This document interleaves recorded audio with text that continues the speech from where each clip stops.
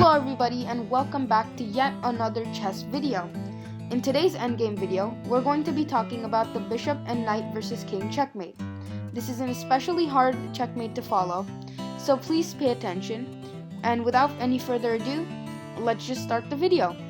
The first thing to know about this position is that you can only checkmate your opponent's king in the same corner as your bishop's color. So, for example, right now, white has a light squared bishop. What this means is that the only way for white to checkmate the black king is either on a8, the light square corner, or h8, the other light square corner. If white had a dark squared bishop, then the same would be true. If white had a dark squared bishop, then the only place you could checkmate the black king is either on h8 or a1, the two dark squared corners of the board. So, your goal is to get the king to a light squared corner, or the same corner color as your bishop, and the opponent's goal is to get into the opposite corner, so that you can't checkmate them. So first, let's just start off with some centralizing moves, such as bishop d3, and after the king moves, let's say, to d4, attacking your bishop, you need to move your king to e2 to defend it. After your king goes back, you move your king further up. Now, this step is very important as it centralizes your pieces and gets them onto active squares.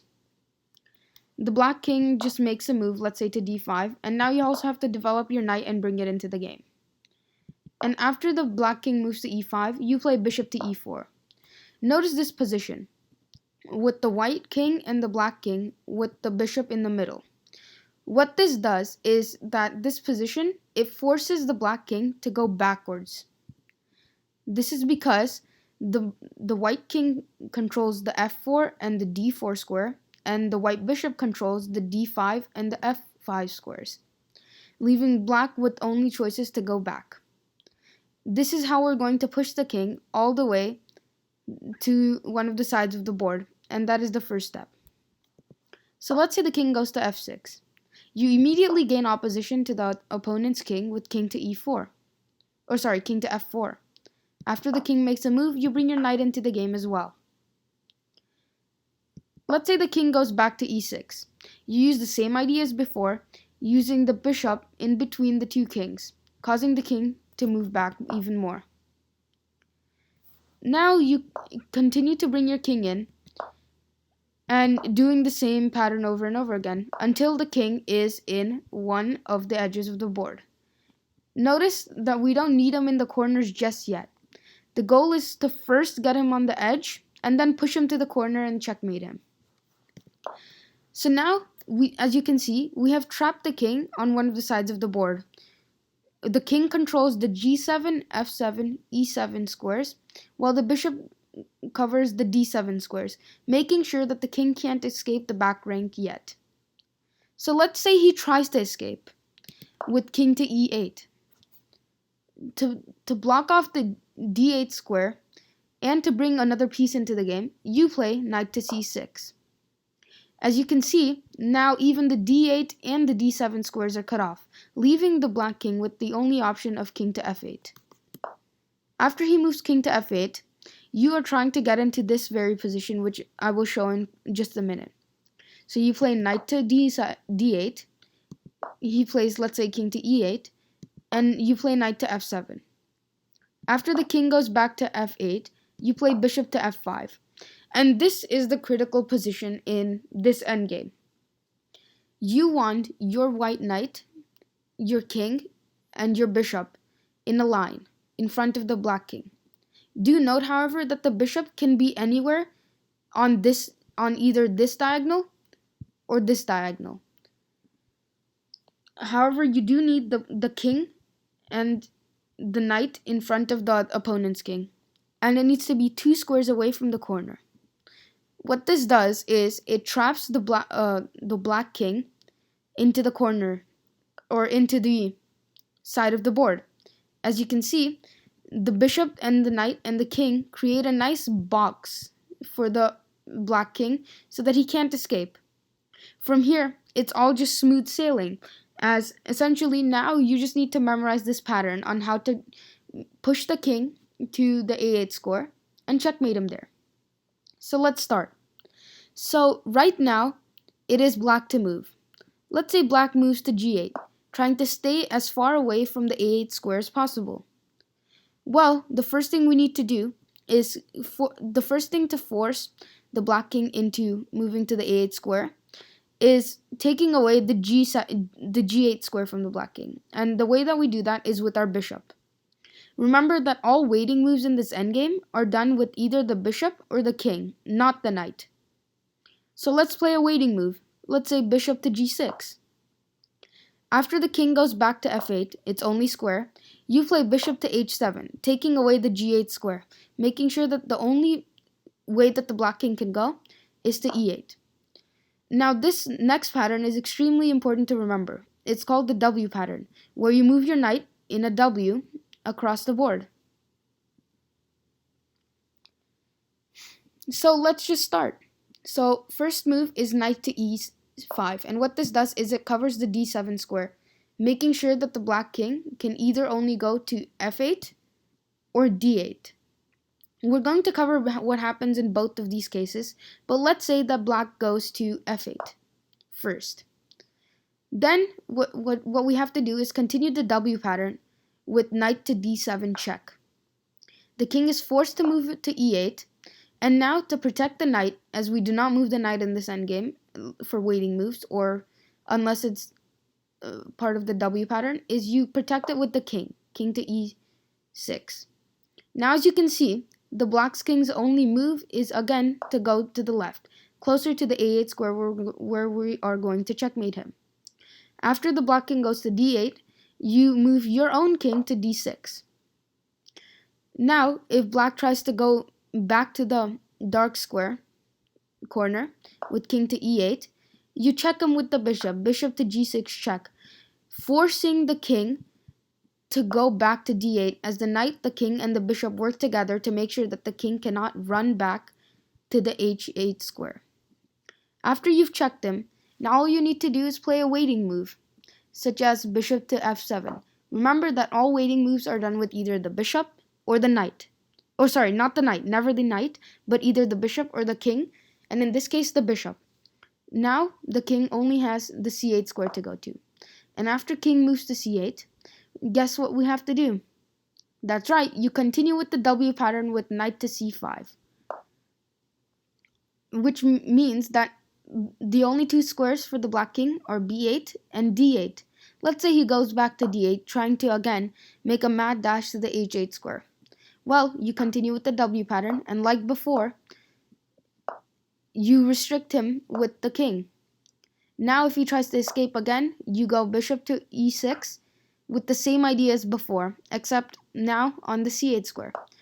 Now as you can see, we've successfully brought the king over, and the only two squares the king has are a8 and b8. It is very important to make sure that all of our moves leave the black king with at least two squares, or at least these two squares, so that it's not a stalemate. The next step to actually checkmating the black king is bringing our knight over to a6. And the way that we're going to do that is with this pattern. Knight to c5, and then knight to a6. So first, knight to c5. The king's only move is rook to a8, king to a8. And now, we can't yet bring the knight to a6, as if we brought the knight to a6 right now, it's stalemate because the black king has nowhere else to go. So, we make a waiting move, and in this endgame, we only make waiting moves with the bishop and the king. In this case, the bishop again. So let's just move our bishop back, let's say to g4.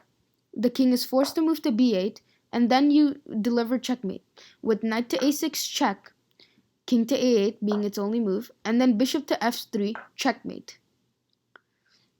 However, you might be wondering what happens if black does not go to, if in this position, black does not go to f8. Well, what if black makes a mad dash and what if black tries to make a mad dash to the opposite black corner? Well, what you have to do in this case is bring your king into the game. Instead of continuing the W pattern and getting your knight taken by the black king, you bring your king into the game. And if he tries to run away, you play knight to d7, calmly continuing the W pattern. If he tries to escape with, let's say, king to c6, trying to take this route over to the other black corner, what you play is you play bishop to d3, completely stopping black's plans. This stops black's plans because, as you can see, the knight covers the b6 square and the c5 square, and the bishop nicely covers the c4, the b5, and the a6 squares, while the king covers the d6 and the d5 squares, stop creating a barrier against the black king. Now the black king's only move is king to c7, or he could also go to b7, but that just helps you. So let's say he goes to king to c7. Well, in this case, we need to make his barrier smaller with bishop to e4. As you can see, like before, the bishop covers these 3 squares and the knight covers these 2 squares, creating an unbreakable barrier for the king. Now, let's say he goes king to d8, or even c8. If he goes king to c8, you calmly bring your king in. And as you can see, like before, this king and knight formation stops the king from escaping with the help of the bishop. So his only move is king to d8. After he does this, can you guess what the next move is? That's right. You need to stop him from escaping this way. And the way to do that is bishop to g6, taking away the e8 square. And just like before, now it's the same pattern as before, with king to c8, continuing the W pattern, king to c, or let's say he goes to b8 this time. If he goes to b8, you bring your king in, you bring your bishop in with bishop to f5, taking away even the c8 square. Now he has to go king to a7 or a8, either one. In either case, you still bring your king to c7. Now, as you can see, this time the white knight and the white king create a barrier, with black only having these 2 squares to go to. Black moves back, and like before, instead of the knight guarding the a6 square, you make the bishop guard. Because instead of knight going to a6 this time, you want... Oh wait, sorry about that. So after king to a8, you play king to b6. And just like before, the white bishop and the white king create the same box for the black king. And after king to b8, you move your knight to a6, king to a8, and bishop to e4 is checkmate. This is how you checkmate with the bishop and the knight endgame. Thank you all for watching, and I know that this is a hard game, or a hard endgame. So, to practice, what you could do is you could download an engine, or just any chess app, set up the beginning position, and see if you could checkmate against an engine, or against a friend. Leave any questions that you have in the comment section below. Please consider subscribing and liking the video. You can check out some of my previous videos here. Thank you all for watching and have a nice day.